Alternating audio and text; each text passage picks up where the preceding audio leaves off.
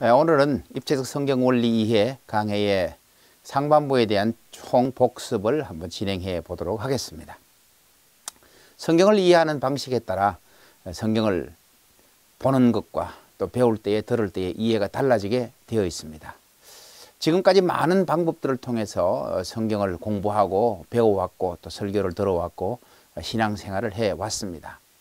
저희가 주장하는 입체적 성경 원리라는 이해, 이것을 강해하면서 여러 척도에서 성경에 대한 새로운 접근을 시도하는 것이죠. 점으로 봐서는 안 되는 성경, 선으로 이해해서는 안 되는 성경, 평면으로 봐서는 안 되는 성경. 그래서 입체적으로 본다고 해서 3D 바이블이라고 성경에 대한 새로운 이해를 하는데 사실은 말로 다 하는 거죠. 그럼 말로 진행이 되지만 이 말로 들을 때에 이해가 깊어지면 이것들이 서로 연동되어져서 입체적으로 이해되어지기 시작한다는 것이죠. 성경에 대한 이해의 가장 시작이 그렇죠. 하나님이 세상을 왜 창조하셨을까? 성경 66권에 나타난 하나님의 의도는 무엇일까? 이 두 가지의 가장 큰 주제를 가지고 성경의 이야기를 시작해 나가는 것이죠. 더 나아가서 말한다면 66권이 성경이 우리에게 말하고자 하는 그 의도가 무엇인가? 결국은 같은 내용이지만 그러면서 많은 질문들을 해왔었죠. 아담을 하나님이 왜 창조하셨을까? 천지는 왜 창조하셨을까? 노아를 통해서 왜 세상을 심판하셨을까? 에녹은 왜 죽지 않고 하늘로 올리워 갔을까? 거기서 더 나아가서 아브라함을 부르셨던 하나님이 이삭과 야곱을 통해서 요셉을 통해서 또 모세를 통해서 출애굽하시면서 이스라엘에 사사들을 주시고 선지자들을 주시고 이스라엘 왕을 세우시면서 그들을 통해서 이루어 가셨던 하나님의 일들을 어떻게 이해할 것인가? 그래서 다윗이 이스라엘 왕 중에서는 가장 신앙이 바른 왕으로 또 역대 위대한 왕으로 소개되어져 내려오고 있죠. 그러나 그 후대 끝까지 북이스라엘의 멸망과 남유다의 멸망이 일어나면서 바벨론 포로를 거쳐서 말라기까지 이어지는 구약의 전체의 흐름에 대한 그 이해와 그것을 중심으로 신약에 나타난 예수님이 오시고 탄생으로부터 시작해서 침례를 받으시고 12제자를 부르시고 교회를 세우시고 많은 이적과 치유와 회복과 가르침을 통해서 또 복음 전파를 통해서 이 땅에 하나님의 나라를 선포하셨던 예수님의 이야기들을 보면서 그 영향을 받고 그 성령의 기름 부심을 통해 오순절의 역사가 있었고 사울이 다메섹 도상에서 예수님을 만나면서 바울로 변화되는 그런 과정의 일련의 사건들을 보면서 바울로 통해서 17권의 서신서가 기록되어지면서 27권의 신약 성경이 마무리되는 전체적인 흐름을 보면서 우리는 성경을 어떻게 접근해서 이해하느냐에 따라서 66권에 대한 이해가 달라지기 시작합니다. 이해가 달라진다는 것은 우리의 생각이 바뀌고 마음이 바뀌고 또 언어가 바뀌고 행동이 바뀌고 삶이 바뀌고 인생이 바뀌고 나아가 운명이 바뀌고 우리의 영적 궁극적인 결과들이 바뀌어지는 사건이 다 연동되어져서 연결되어져 있다는 사실이죠. 그래서 이 입체적 성경 원리 이해를 통해서 좀 더 깊은 하나님의 세계, 좀 더 자세하게 설명하는 하나님의 세계를 이해함으로써 우리가 우리 중심적으로 하나님을 이해하는 것이 아니라 하나님의 말씀을 중심으로 하나님을 이해하면서 그 속에서 나를 발견하는 것이 신앙의 본질이라고 말할 수 있습니다. 어쩌면 우리는 지금까지 나를 중심으로 신앙생활을 해왔고 우리 가정을 중심으로 신앙생활을 해오고 우리 교회를 중심으로 신앙생활을 해왔다고 해도 과언이 아닙니다. 제가 여러 나라를 다니면서 강의할 때에 기도를 많이 물어봤다고 했죠. 기도가 무엇이냐고 간구라고 했습니다. 기도가 무엇이냐고 호흡이고 대화라고 했습니다. 그런데 그 호흡과 간구의 주체가 나를 중심한 호흡과 간구가 이루어지는 것입니다. 그래서 무엇을 위해서 기도했느냐고 물어봤죠. 그럼 거의가 다 건강과 축복과 행복과 미래와 풍요와 풍성과 이런 것들을 위해서 기도합니다. 너희는 먼저 그의 나라와 그의 의를 구하라고 하는 하나님 말씀의 관점에서의 기도가 이루어졌느냐고 사실 많이 물어봤지만 많은 분들은 알고는 있지만 그것이 아니라 내 필요를 채우는 내 가정을 필요를 채우는 우리 교회의 필요를 채우는 그런 관점에서의 기도들이 너무 많이 흥행되어 왔고 진행되어 왔습니다. 하나님 나를 축복하시면 그 축복을 인하여 내가 하나님의 일을 하겠나이다. 하나님 우리 가정을 축복하시면 우리 가정이 받은 그 축복으로 인하여 우리 가정이 하나님의 일을 하겠습니다. 하나님 우리 교회를 축복하시옵소서. 우리 교회가 하나님께 받은 그 축복으로 말미암아 하나님의 일을 하겠습니다. 전제 조건이 순서가 바뀌었다는 이야기를 여러 번 강조해 오고 왔죠. 맞습니다. 초보의 시절에서는 그런 기도로부터 그 일을 할 수밖에 없죠. 그러나 말씀이 깊어지고 하나님에 대한 이해가 깊어지면 그것은 다 내려놓고 이제 하나님 중심으로 축복이 없어도 하나님의 일을 하겠습니다. 우리 가정에 축복이 없어도 하나님의 일을 하겠습니다. 우리 교회에 축복이 없어도 하나님의 일을 하겠습니다. 동행이라는 이야기를 했죠. 그래서 시작하는 입장에서 성경을 이해하면서 또 신앙을 이해하면서 왜 예수 믿느냐고 질문을 드렸었죠. 여러분, 왜 예수 믿습니까? 이 이야기를 들으면 앞에서 강의한 내용들이 생각이 나야 된다고 말씀을 드리는 거죠. 천국 가려고 예수 믿습니까? 그럴 수 있습니다. 충분히 100% 그렇습니다. 천국 가려고 예수 믿죠. 하나님을 아는 순간, 하나님을 믿는 순간 천국은 우리에게 주어진 하나님의 보상이고 결정이고 약속입니다. 우리는 하나님을 믿고 나서는 지옥을 가고 싶어도 갈 수 없습니다. 그러나 평생 천국을 가기 위해 예수 믿는다는 목표를 가지고 있다면 어린아이의 신앙이라고 말했습니다. 유치원 신앙이라고 말했죠. 그럼 왜 예수 믿느냐고 물었습니다. 말씀을 알면서 하나님의 말씀에 순종하면 축복이 주어진다는 성경 말씀을 통해서 복을 받기 위해 예수 믿는다고 말했습니다. 구약의 약속한 십계명의 약속처럼 천대까지 너희를 축복하리라. 신약에서도 마찬가지로 내 영혼이 잘되고 범사가 잘되고 강건한 축복이 내게 있을 것이다. 그 약속이죠. 하나님 믿으면 말씀에 순종하면 축복은 주어집니다. 그 축복 때문에 그 축복을 받기 위해서 예수 믿는다고 하면 초등학생 신앙이라고 말씀을 드렸죠. 예, 목적은 맞습니다. 그건 아직도 어린아이의 신앙이라고 말하는 거죠. 더 나아가 축복받았다고 생각하는 분들이 교회를 위해서 하나님의 일을 위해서 충성하고 헌신하고 봉사한다고 했죠. 아마 이 이야기는 각 교회의 1%나 2%, 3%, 5%에 해당하는 아주 극소수의 사람들일 겁니다. 내가 하나님의 교회를 위해서라면, 하나님의 일을 위해서라면 내가 봉사하고 헌신하고 충성하겠습니다. 그런 분들이죠. 근데 그게 궁극적인 목적의 신앙의 행복이라면 중학생 정도의 100점이라고 말씀을 드렸죠. 더 나아가서 이제 봉사와 충성과 헌신을 넘어서 희생하는 사람. 내가 하나님의 복음을 위해서 내가 쓰기에도 부족하지만 나가신 것을 나누어서 복음을 위해 사용하겠다. 우리의 가정이 가진 것을 우리 가정이 쓰기에도 부족하지만 그것을 희생하고 나누어서 복음을 위해서 사용하겠다. 우리 교회의 재정을 우리 교회가 쓰기에도 부족하지만 그 재정을 희생해서 10%, 20%, 50% 잘라서 복음을 위해 사용하겠다. 희생이 각오된 동반된 신앙을 가리켜 고등학생 신앙이라고 말씀을 드렸죠. 우리는 그것을 넘어서서 동행의 신앙을 가야 된다고 말씀을 드렸습니다. 동행의 신앙이 무엇입니까? 내가 주님 안에서 주님을 만나고 주님이 나의 모든 것이 되시고 주님이 나의 주인이 되시고 주님이 나의 생명의 본체 모든 축복의 근원이 되셔서 천국이 중요하지 않습니다. 주님이 함께 계신 그곳이 천국이에요. 축복이 중요하지 않습니다. 주님과 함께 동행하는 그 자체가 축복이에요. 내가 주님 앞에 헌신하고 봉사하고 충성하는 것이 중요하지 않습니다. 주님의 말씀이 가라 하시면 가고 서라 하시면 서는 것 자체가 봉사고 헌신이고 충성이고 희생입니다. 그 희생을 넘어서 언제든지 주님 말씀하시면 내가 나아가리다. 주님 말씀하시면 내가 멈춰서리다. 말씀의 중심에 서서 동행을 목표로 살아가는 신앙을 가리켜 성숙한 대학생 신앙이다. 그렇게 말씀을 드렸죠.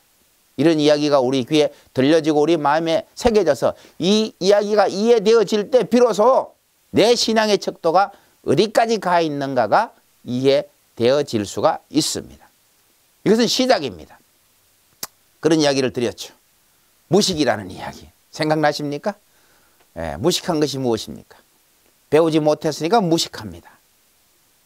알지 못하니까 무식합니다. 그래서 이 무식한 사람들이라고 할 때는 배우지 못한 사람과 알지 못하는 사람들을 전제로 말하죠.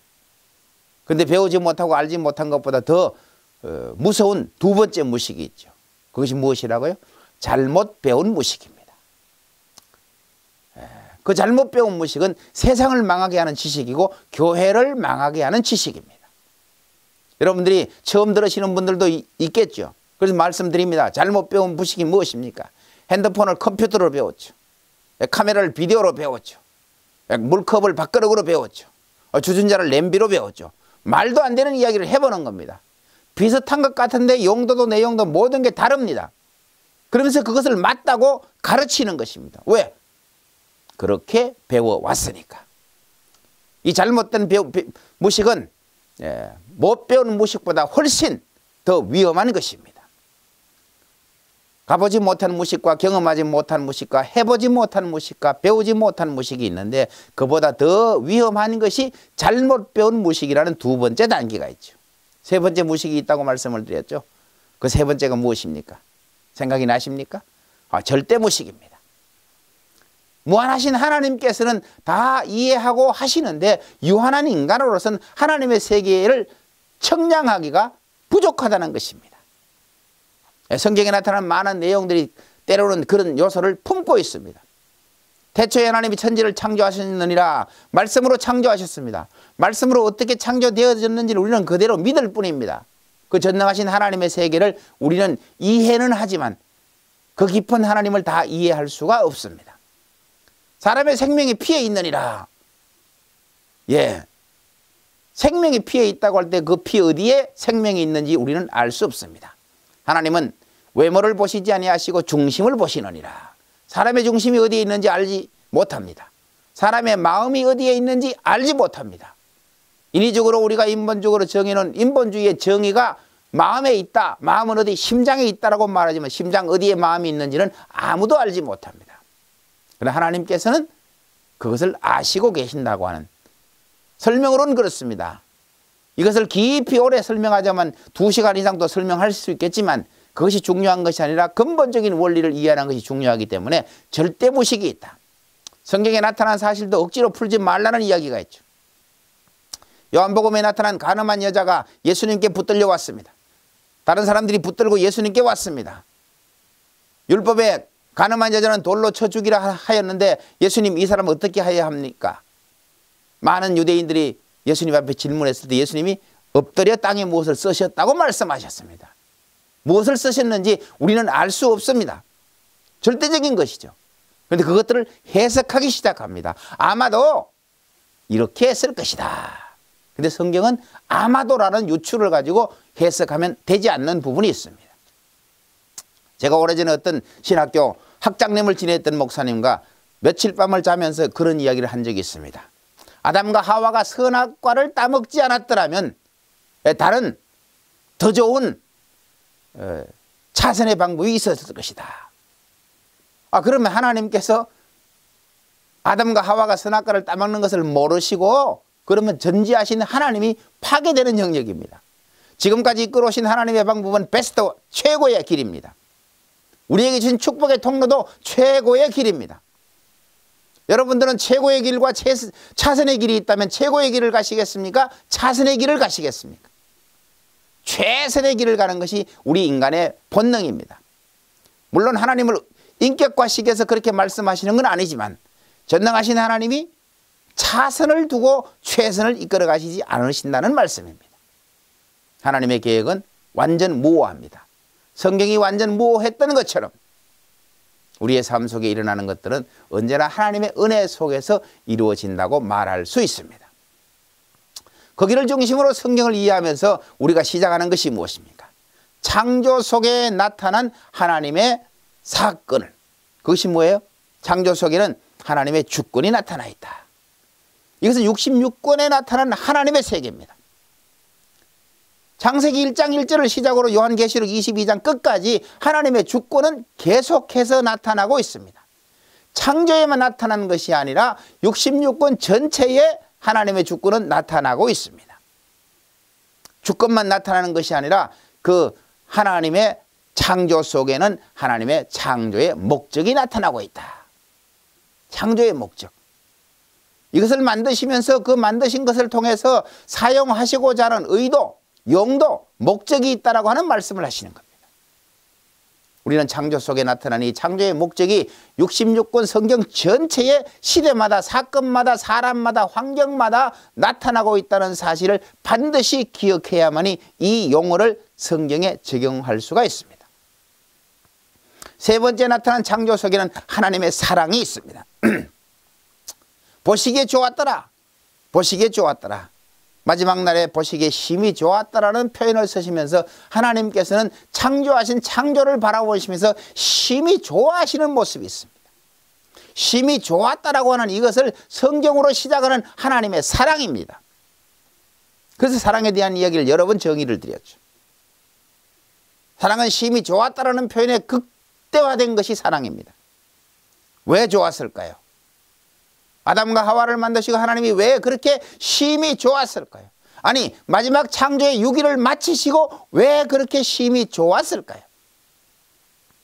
완성된 6일의 창조를 통해서 완성된 아담과 하와를 통해서 하나님께서 이루어 가실 하나님의 뜻이 있었기 때문입니다. 하나님의 사랑은 성경 66권에 나타난 하나님의 뜻을 내포합니다. 하나님은 세상을, 천지를 창조하신 것으로 끝내지 않으셨습니다. 아담과 하와를 만드신 것으로 끝내지 않으셨습니다. 만드신 그 천지 창조와 아담과 하와를 통해서 계시록 22장 새 예루살렘 신천 신지가 이루어지는 그날까지 계속된 하나님의 계획과 의도와 뜻이 진행되어져 간다는 것입니다. 그것을 사랑이라고 말합니다. 그런데 우리는 사랑을 어떻게 이해하죠? 무조건 조건 없이 용서하는 것, 무조건 조건 없이 축복하는 것, 무조건 조건 없이 오래 참으시는 것, 이 세 가지를 대표로 사랑을 묘사하면서 사랑을 가르치고 있죠. 그 이전에 하나님의 사랑은 창세기로부터 계시로까지 이루어가는 하나님의 뜻, 성취해 가야 할 하나님의 계획과 의도와 뜻이라는 사실을 분명히 알아야 됩니다.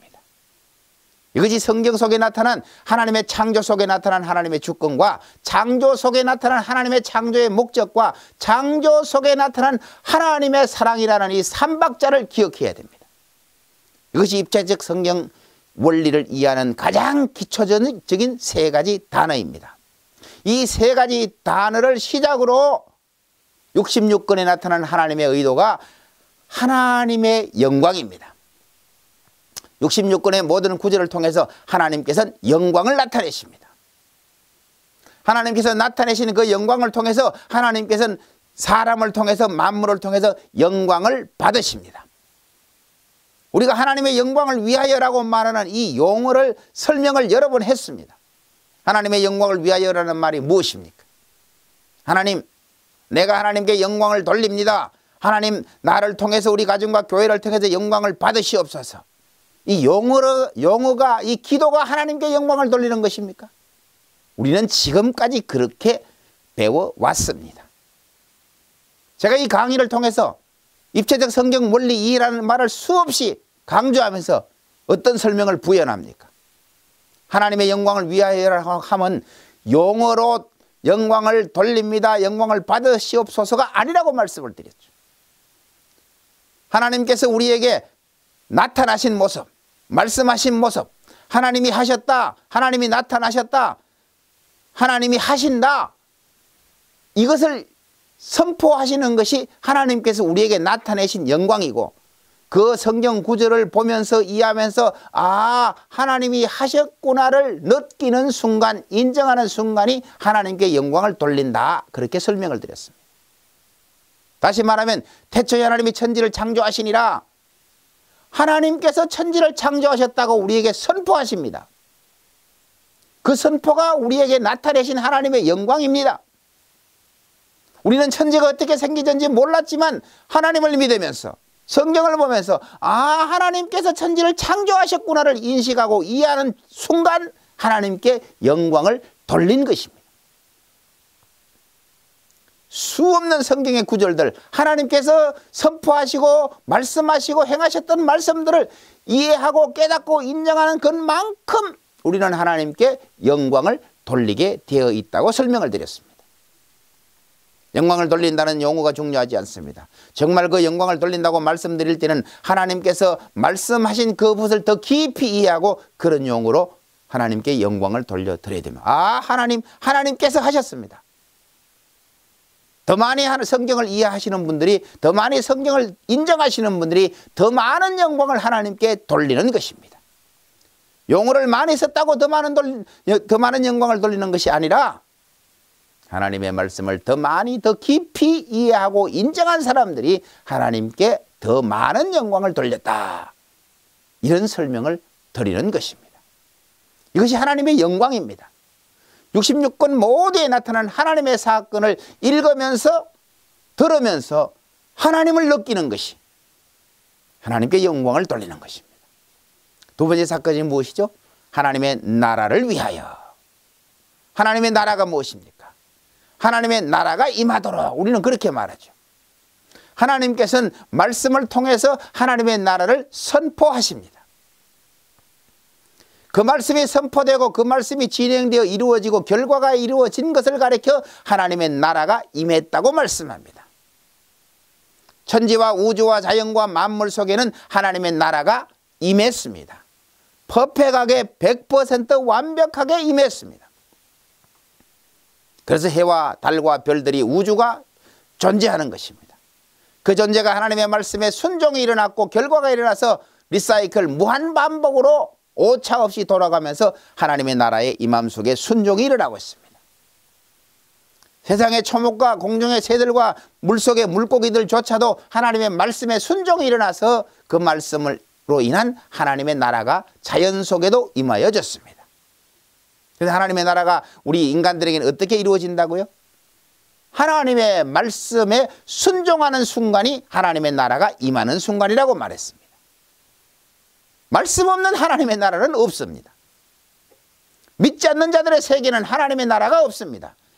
믿지 않는 사람들의 자연과 우주와 천지 속에는 하나님의 나라가 있지만 인간 본연의 마음속에 하나님의 말씀이 존재하지 않는 그 사람 속에는 하나님의 나라가 없습니다.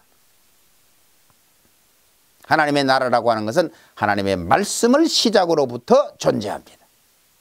그 말씀이 선포되고 그 말씀이 들려진 그 말씀에 순종이 일어나는 것을 가리켜 하나님의 나라라고 설명했습니다. 우리가 하나님의 말씀을 들으면서 10가지를 들은 가운데 7가지의 순종이 일어났다면 순종한 7가지에는 하나님의 나라가 임했지만은 불순종한 3가지의 사건 속에는 하나님의 나라가 임하지 않았다. 예로서는 그렇게 설명을 드렸죠. 우리가 신앙생활 해오면서 하나님의 말씀에 얼마만큼의 순종이 일어났느냐가 그 하나님의 나라가 이루어졌느냐를 말하고 있습니다. 더 많은 하나님의 말씀을 이해하고 더 많은 순종이 일어났다면 하나님의 나라는 더 많이 이루어졌죠. 물론 숫자를 가지고 말하는 것은 아닙니다. 어린아이가 3개 배웠는데 3개만큼의 순종이 일어났다면 100%의 순종이죠. 그건 어린아이의 순종입니다. 10개 배운 사람이 10개 배운 만큼의 순종이 일어났다면 그것은 10개만큼의 하나님의 나라입니다. 100개를 배웠는데 100개만큼의 순종이 일어났다면 100개만큼의 하나님의 나라가 이루어졌습니다. 숫자로 이야기하자면 계속해서 똑같습니다. 행복의 본질은 똑같고 생명의 본질은 똑같지만 이해의 척도는 다 달라지게 되어 있습니다. 가난했던 시절과 부자의 시절을 비교하면 어떤 사람은 가난했던 시절이 좋다고 말합니다. 그러나 경제적인 부유를 경험했던 사람은 가난한 시절로 돌아가라면 그리로 돌아갈 사람은 아무도 없습니다. 말은 그렇게 합니다. 여러분이 배우고 났을 때에 무지로 돌아가라고 한다면 돌아갈 사람은 아무도 없습니다. 그러나 무지할 때가 좋았다라고 말은 그렇게 합니다. 우리에겐 하나님의 나라가 말씀으로 말미암아 순종이 일어나는 것. 그것은 신구약 66권에 나타난 수없는 믿음의 사람들과 믿음의 가족들과 믿음의 족속들과 믿음의 나라들과 교회를 통해서 우리에게 설명해 주고 있습니다. 66권의 하나님의 나라는 시대마다 사람마다 환경마다 어떻게 나타났는가를 바로 이해할 수 있는 것이 하나님의 나라, 순종으로 인한 하나님과의 관계를 말해주는 것입니다. 불순종은 언제나 징계와 채찍이 따라다녔죠. 순종은 언제나 축복과 형통이 따라다녔습니다. 66권에 나타난 하나님의 나라라고 하는 것은 하나님의 말씀이 선포된 곳에 그 선포에 순종하는 사람들이 있었다. 그것을 우리에게 말해주고 있습니다. 세 번째로 나타난 사건이 무엇이죠? 하나님의 뜻이죠. 하나님의 뜻을 위하여 하나님께서는 성경을 통해서 우리에게 하나님의 계획과 의도와 목표와 뜻을 말해주고 있습니다. 내가 세상을 만든 것으로 만족하고 끝나지 아니하고 사람을 창조하는 것으로 끝나지 아니하고 만들어진 세상과 천지와 창조와 만들어진 사람을 통해서 하나님의 계획을 실현해 나가고 이루어가고 성취해 나간다고 성경은 말해주고 있습니다. 66권에는 하나님의 뜻이 나타나 있습니다. 그 뜻이 무엇인지를 깨닫고 이해해야만이 그 뜻을 이루어가는데 그 뜻을 이해하지 못하면 어쩌면 교회라는 어쩌면 하나님을 통한 신앙이라는 것은 내 중심적인 내 필요를 채우고 나의 위로를 채우고 나의 행복을 채우고 나의 궁극적인 유토피아를 채우는 수단이 될 수 있습니다. 하나님의 의도를 알지 못하니까. 그러면서 하나님은 이렇게 할 거야 라는 내 주장과 내 편견과 내 이해가 교회를 이끌어갑니다. 알지 못하고 무지한 사람들은 주장하는 그 얘기가 그럴 것이라고 고개를 끄덕이면서 함께 따라갑니다. 이게 교회를 망치는 잘못된 상식이고 무식이죠. 잘못 배운 성경에 대한 무식이죠. 66권에 나타난 성경의 의도와 목적과 하나님의 뜻을 알지 못하면서 이것이 그것일 것이라고 추측하고 착각하고 배운 것들로 교회를 이끌어갑니다. 제가 이 강의를 통해서 교회를 많이 비난하거나 비판하고 싶지 않습니다. 그러나 비평은 해야 됩니다. 현재 처한 믿음의 사람과 믿음의 가정과 교회들이 하나님의 말씀에 바로 섰는가는 체크. 요즘 정치적으로 내책남불이라는 얘기가 많이 있죠. 내가 하면 체크리스트, 남이 하면 블랙리스트. 최근에 저도 그런 용어를 모르는데 방송을 통해서 듣게 되었죠. 오늘 성경에 대해서도 혹 잘못하면 내가 하면 성경의 바른 이해, 남이 하면 성경의 오류, 이것을 말하자고 하는 얘기는 아닙니다. 건전 비평을 통해서 오늘날 교회와 믿음의 사람과 믿음의 가정들이 성경이 말하는 하나님의 의도와 목적과 뜻을 바로 깨닫고 그 말씀을 중심으로 신앙생활을 이끌어가는가, 아니면 어려서부터 듣고 배웠던 것이 잘못된 줄도 모르고 그것을 통해서 막연하게 하나님은 이럴 거야, 그럴 거야, 그렇게 하실 거야 라는 추측을 가지고, 아니 그렇게 배운 것을 가지고 계속해서 진행된다면 아마도 교회는 그 본질을 잃어버리고 인간들이 주장하는, 사람들이 강조하는 그 용어를 따라 하다 보니까 궁극적인 삶에서는 화를 표출하기도 하고 경제적인 문제를 제시하기도 하고 계속해서 우리에게 오류가 일어날 수 있다는 사실을 말합니다. 우리는 하나님의 뜻을 기억해야 됩니다. 그 궁극적인 뜻은 각 나라와 족속과 백성과 방언이 모두 다 구원함을 입어 세마포 흰옷을 입고 하나님의 보좌 앞에서 어린 양을 찬양하더라는 계시록에 나타난 그 사건이 창조하신 하나님의 창조의 목적 속에 들어있다는 사실을 말하고 있습니다. 우린 하나님의 뜻을 기억해야 됩니다. 이 하나님의 창조의 주권을 통해서 하나님의 영광을 나타내시고 하나님의 창조의 목적을 통하셔서 하나님의 나라를 임하게 하시고 하나님의 사랑을 통해서 하나님의 뜻을 이루어 가시고 실현해 나가십니다. 그것을 이루시기 위해서 예수님께서 이 땅에 오셨습니다. 예수님께서 그 하나님의 주권과 하나님의 영광을 위해서 하나님의 말씀을 선포하셨습니다. 세상은 하나님께로부터 지어졌고 내가 하나님으로부터 말씀으로 함께 계시다가 이 땅에 왔노라고 말씀하시면서 하나님의 영광을 선포하시기 시작하십니다.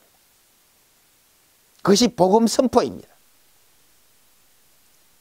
창조 속에 나타난 하나님의 창조의 목적과 하나님의 나라를 임하시기 위해서 예수님은 가르치셨습니다. 하나님 나라에 대해서 말씀하셨습니다. 세세하게 말씀하시면서 그 말씀에 순종이 일어나 너희 속에 하나님의 나라가 이루어지라고 말씀하고 계십니다. 가르침입니다.